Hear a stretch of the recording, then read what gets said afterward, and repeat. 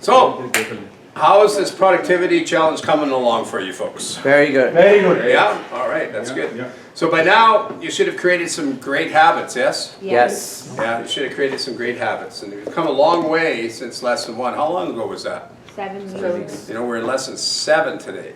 Lesson 7. Last week, we went over, just leave your materials for a moment, please, if you don't mind. Give me a few minutes just to go into setting the stage for today. I just want to mention a little bit about last week, though. Last week, we went over how to convert a stall into an objection. On the phone, if there were some reasons why they couldn't list, like a condition, maybe an estate sale, or all parties, all decision makers couldn't be present, then we tried to make sure we did set that up, get things completed before we went on the appointment. Then when we went there, we went over a 7-step sales process, but they may have given us they may have just told us they want to think about it or sleep on it, so we showed you how to convert that stall. Stall is mean they're stalling for a day or two and they're not sure what to do. And we convert it if we can and handle the objection. We showed you how to handle the objections. We went over 8 or 9 objections. And we role played a lot, didn't we? Yeah. Yes. Yeah, and we'll role play a little bit more today. Not as much as last week though. But I think that was a really important lesson. What do you think, folks? You know? I mean, remember I said don't fold like a cheap lawn chair. It sounds like a joke when you say it, but it's true. There'll be people that go in, they do their presentation or process half decent, and then the people say, well, you know, we're going to do this, or we want to think about it, and they just, like I said, cave and go, okay, call me when you're ready. And they go back, and all you're doing is wondering and waiting for days and days, and sometimes they don't even reach out to you. You even call them, they don't even return your call. And that's frustrating, yes? Yes. Yeah, so if you know that a lot of that happens, to prevent it, convert the stall into the objection. When you get an objection, deal with the objection. We went over a number of steps that you would use, like this dialogue we had. I can appreciate how you feel. They may say they want to look before they list. They may say they're looking for somebody that might do it for less, or list it at a higher price, or wait till we renovate so we can make more money, or we might want to try privately for a while and you know, we'll get back to you later, or we might give you a short-term listing and then use somebody else if you don't do it quick, and all these different things could come up. There's probably 5 or 6 more common ones that could occur. And the best time to find out about it is on the appointment, yes? Not later. And the best time to deal with it and give them more info is on the appointment, not later.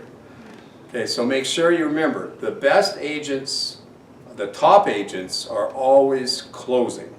Cha-ching. Always. A, B, C. Always. You're on the phone, your objective is to book face-to-face. You're on a face-to-face, your objective is to get a signature. Right? And in between that, if you have to handle an objection, you're going to handle it, give them info, and you're going to always direct the signature all the time. Don't do it, you know, like when people are not trained, they are giving out information online or over the phone or giving away stuff and never get appointments. And then some of them, if they hadn't quit, they might have started getting appointments, but then they have no strengths on the appointments. They have no structure. They didn't use a pre-listing brochure. Remember, that is really important for you folks. If you're not using it, oh, I'm telling you, you're really hurting yourself as well. Remember the little things in this course. Those are what really get you to that level fast. Sounds good? Yes. So, today is another lesson. Another great lesson, actually. Today is about business operations and the buyer presentation. The buyer presentation, when you go through the steps that I'm going to give you today, most buyers ask, where do they sign? Most buyers are motivated to sign. It's not like you saying you have to sign. It's them saying, yeah, where do I sign? I want to get these services. I want you. How many of you would like that? Where they're asking. Because that's how this works, and it's really easy. All right? But if you're not set up with it properly, and you're not confident, and you're not trained, it's going to be really hard to get people to sign a buyer agreement. And they have to. You can't get them to write an offer without buyer agency nowadays. So, you know, let's do it right. What do you say? So, first thing today, we're going to start talking about self-promotion. We'll talk about building a team, and there's many levels of teams. There's a team level where you're new, and the people on your team is your broker, the conveyancing, the people in the office, the people you refer, like the lawyers and mortgage brokers. That's your team. So you all have a team already, don't you? Yeah. Yeah. Think about it. And then as you grow and you start to do more deals, then you start to add more people to help you internally. Let's say maybe you have an assistant someday. Maybe you have another agent take some of your buyer leads because you're too busy doing listings, which is another level. And then there's, of course, you see folks, one of my past students in this city, I told you, has 50 people on his team. You know, 50 people. And you could go as high as that if you want. And there's not too many teams bigger than that. There's a lot of teams with, 4 or 5 people, or 10 or 15, and or just 2 or 3 with a good assistant. I had one fella, he worked by himself, but he had 4 assistants, and they were all licensed.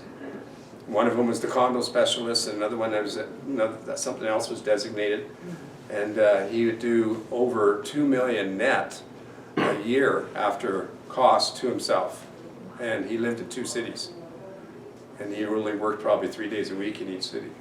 It's crazy, eh? So I know another person had an assistant, worked 6 months a year only here in Alberta, and he was in Palm Springs 6 months of the year. He did that for 12 years. Nice. And he did almost 100 deals a year. But he was in Palm Springs for 6 months. And no, he wasn't working remotely. He didn't work in those 6 months. Yeah. So that's the thing. Now, when you have to work remotely, when you have to be everywhere, do you have a business? Well, you might say you think you do, but you really have a business, but you have a job in there and you can't leave it. We want to get you to have a business where you can leave and you still make money. If you don't believe you can, then you will never get it. That's just pretty well simple how that works. But if you do believe it, you will create it as long as you're pointing in the right direction. Isn't that true? Yes. So let's get started here, all right? Yeah. So first thing I want to do is I want to give you 5 facts. So the first thing, and it's really important that we understand this, and I think I said it a few times already, you are not just salespeople. You're our business owners. So I want to refer to you as business owners a bit more today. Fair enough, gang? Yes. And we have to build a business where relationships, sales is the way to do business. Relationships. You're going to hear how building a relationship, how one deal could turn into more.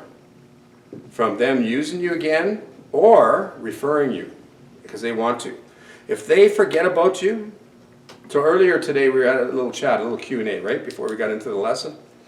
And we said, there's a few ways that you can reach out to people on a regular basis where they won't forget about you.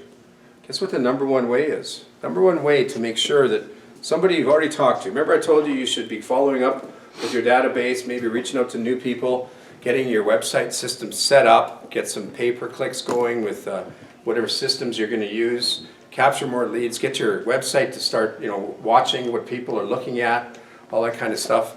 That sounds like a good way to keep in touch with people, yes? Do you think it's number one? It's not. The number one way to remind people about you, I'll give you one more chance to take a guess. What do you think it is? It is a newsletter in the mail. Physical newsletter in the mail. All the techie people will totally disagree with me. But I'm telling you, if you keep building up your database for your newsletter to go out every month, and someday you have 400 or 500, every time it goes out, sure, it might cost you, it's $2 each, probably. Maybe a little less if you got more volume, so $1.80 or something like that. So if you had 1,000, it would cost $1,800, I guess, right? So if you had 500, it would cost $900. If you had 200, it would cost $400. But investing $400, $500, $600, $700, $800 a month, when the numbers are going up, you will get 1, 2, or 3 listings and sales a month from it. That's well worth it, yes? Yes. Let's just think about the math for a second, because I know that this isn't in today's topic or lesson, but it was previously taught. We talked about it this morning as you were coming in. And let's pretend that we have 300, and it costs $2. So that's how much a month? 600. All right. And so how much is that a year? $7,200. $7,200. Yes. Yes. Okay. So if you just looked at that and didn't even believe that you'd get leads and didn't try it, you would just think, oh, that either spending or wasting $7,200, and it would be a no-brainer to say no, I'm not doing it. Would you agree? Yeah. But if you spent $600 a month and you got 2 sales a month for sure minimum, probably get 4 or 5. But anyways, if you got 2, and the average commission was just $5,000. And I know here it's probably 8 or 10, but let's say $5,000. You made 10 grand on $600. If you made 10 grand a month and it was always like that consistently, how much is that in 1 year? $120,000 minus $7,200. You're netting how much? $112,800. It's a no-brainer the other way, isn't it? So really, really pay attention to that kind of thing.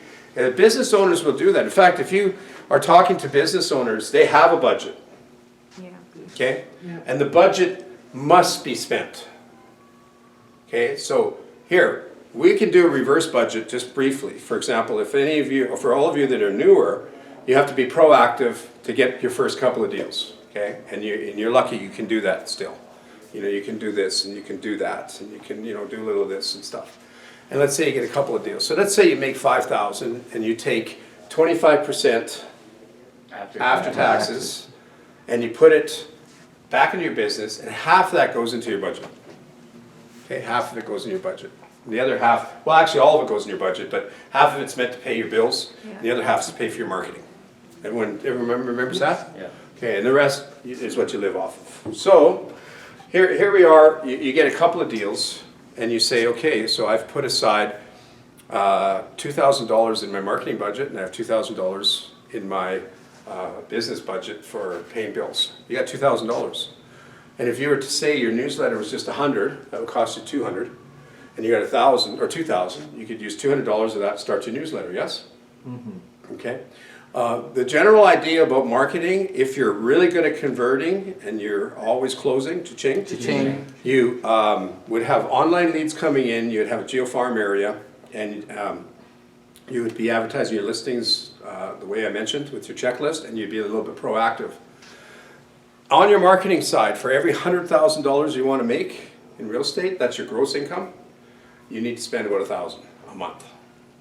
Okay, so that's what we're going to be talking about today a bit. Does that intrigue you a little bit? Yes. Yeah. So, you know, if you're going to make $100,000 and not have to be proactive too much, you have to invest $12,000. So you're netting how much? $88,000. That's how business people look at it. And so every time they get a commission check, certain money goes into that budget, and it keeps building up, and then they know, okay, I want to make $100,000 a year, I better have marketing set up for about $1,000 a month. And if they're sitting there trying to cut corners all the time, or they're always trying to you know, say, how do I pay less and stuff like that, you don't ever waste money. So I'm not saying that. Everybody knows what I mean by that. If you don't know how to convert, then you shouldn't waste money. If you know how to convert, then you should. Not waste money, but spend the money, or not spend. Use the word invest. That's what we're talking about here, right? Yeah. So if you keep in touch with everybody you've ever talked to, everybody you've ever dealt with, you'll build relationships, yes? Yes. Yeah, so that's what that is about. Relationship sales is the way to do business. So let's focus on repeat business, because one deal will turn into how many? 7. Okay, do you see that? One deal turned into, let me try it again. Everybody looking? One deal will turn into 7 or 8 or 10 or 15. There was no ooh there, but thanks anyways. So here's what some people do in the business. Maybe they door knock, somebody says they want to sell. So they sell their place. So that's good, yes? And the people move to another home. And some realtors don't even follow through. Like maybe they said they were selling and they have a house they're building. Or moving into a condo, a townhouse condo that's getting built. So you're not involved in that side. And some realtors don't ask for their address, and they don't even think about keeping in touch with them. And 3 years later, this is just one scenario. These people say, we're going to sell. Most realtors think they're famous in their own minds. And that may sound funny, but it's true. They think, you know, those people will call me for sure. I've talked to realtors, and they say this to me: my clients are loyal to me. Hogwash. Nobody's loyal to anybody when it comes to the money thing, I tell you that right now. Okay, maybe a little bit in certain things, but I mean, I've even seen family use other people when the realtor even did a good job. In fact, the number one reason that other client, that future client that you sold but moved on, didn't use you, well, there's two number one reasons probably, but one of them is they totally forgot about you. And it's because you never sent them a what? Newsletter. Ever. I'll give you a couple more stories in a second here about some other realtors, what they said. And the other reason is, yeah, they forgot about you, but there's nothing to remind them. Some other reasons, if they do remember, they'll say, well, he never kept in touch with me. The people buy people. They'll take it personal too, some people. If you just say, he sold our house, I never heard from him since, so why should I call him? I'm going to call the guy in the neighborhood here, get his postcard every month. I see his bus bench. He even came by and gave me a fridge magnet, you know, with a calendar thing, right? So that's why they do that, right? Back on the newsletter, I know I'm kind of hitting this one hard today a bit already, and I'll be still talking about it, but there was a guy I was coaching, still talk to him a bit, but I was coaching, he was in the training, and he did coaching for a while, and he's in North Vancouver. Anybody familiar with the Vancouver area? Yeah, North Van on that side. And he'd been in real estate now over 40 years. And one day he called me and he said, I'm really upset. You know, I said, hey, how you doing? Not good, I'm upset. So what happened? He said, I have a client. Now his GeoFarm area is where he lives in North Van. He works that area. But he doesn't do anything, you know, spending money like postcards, newsletters, anything. He just kind of door knocks once in a while, goes around, he does some wine thing with the neighborhood, and he gets a little bit of business, but he should be able to get lots more. So anyways, about a couple miles from his house or less, he noticed that somebody that he had sold that house to, I can't remember what he said, for how long ago, I can't remember if he said 7 years, or if that number was just in my head because of that, but it was a few years prior. And he drove by or walked by or whatever, and somebody else had the listing from his office. Like, it was still the same company sign. And it wasn't his, and it was his client, because so you know what I'm saying? He sold somebody a house, and he was talking to me in a way where he was complaining about those people and complaining about his office. And I let him kind of, you know, go through that. So he was saying, I don't understand how they didn't call me. And I know what happened, I'll tell you in a second. But he was complaining right a bit, and then I just said, well, why don't we do this? Let's just go through a few facts about why this happened. And I had to, as a coach, I can't just tell him what he did wrong, because he won't be happy with me. I have to get him to say it. That sounds similar to what you do with buyers and sellers? Yes. So I says, let me just ask you a couple questions, and that, you know, and I said his name, and he said, sure. And I says, in the last 7 years, or maybe it was 5, I says, how many times did you get in touch with those people? And he goes, and his whole tone changed. He goes, well, none, I guess. I said, so did you just, I said, maybe just mark this down. Put down how many times you phoned them, because they're past clients. Put down how many times you sent them your newsletter. Okay, just put that down. And of course, you know, you guys may check to see how many times you did the e-newsletter. Most people don't open that up, so we really can't count that very